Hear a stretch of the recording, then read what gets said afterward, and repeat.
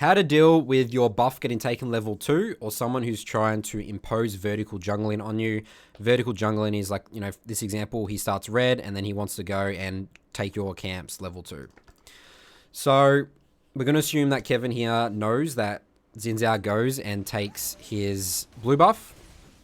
And we actually see him here, that he comes here and then we see him walk there. So it's probably pretty obvious here.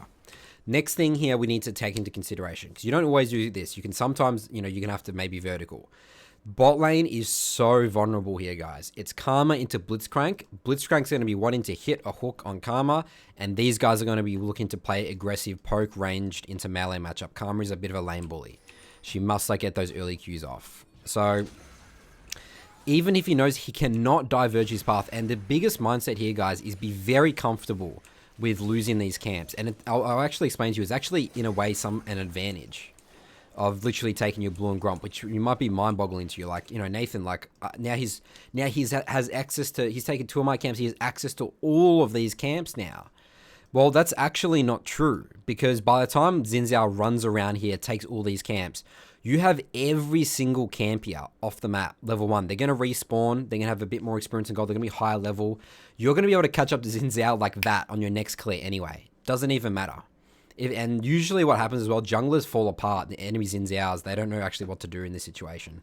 So the key thing here, so he could have easily as well, the Lilia here, Kevin, could have easily just been like, okay, like, oh, now I'm like, try and come trade here or something like that. But he's here to protect his bot lane, which is good. He just comes, we're obviously not fighting a Xin Zhao at all. Absolutely not. He looks to base, but then he's still hanging around bot. He wants to pressure bot. Xin Zhao's still checking out here. Again, he could have easily gone to top grab here. But bot's really important to play against. Blitzcrank lands an excellent hook. That's game-winning stuff from Blitzcrank, so props to him as well. So he comes here, hovers. Xin Zhao's coming up top here.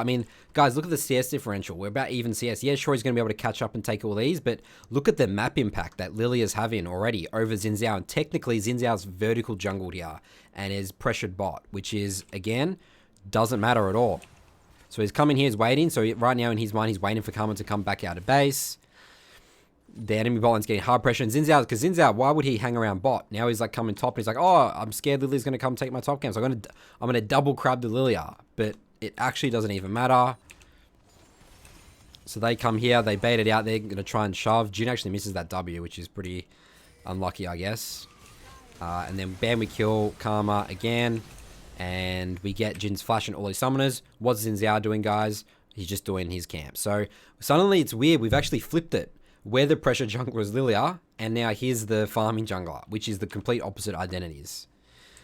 And then, as we see here, we end the game at, we just win the game 90 minutes, and at the end of the day, we still have 120 CS by 90 minutes. It doesn't mean anything, guys, okay? Here's an example in a pro match, another way you can view it as well, exactly the same principle. This is Pentanent versus Mammoth, and this is from Pabu. So, enemy team with Olaf, they do the good old Olaf thing, with Nautilus, they come here, they late invade. So, the Viego, again, same example as before.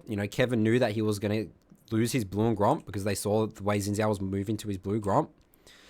He gets, he loses his red. They know this. Loses his raptors. Guess what? Pabu couldn't care less because he's looking at bot right now. They're looking to try and do some trading and stuff. And the other thing as well is why this is so good because Olaf. So watch what Olaf's movement is right now as well. So look at the minimap here. This is Pabu here. He's just done his top camps. He knows these are gone, but he's still pathing bot, guys. Exact same example as before. Olaf's like, oh, I got to go protect my top side.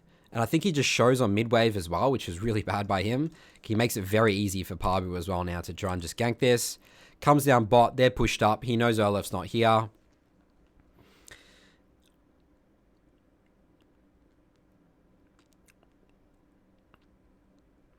Comes and ganks this. Flash, hook.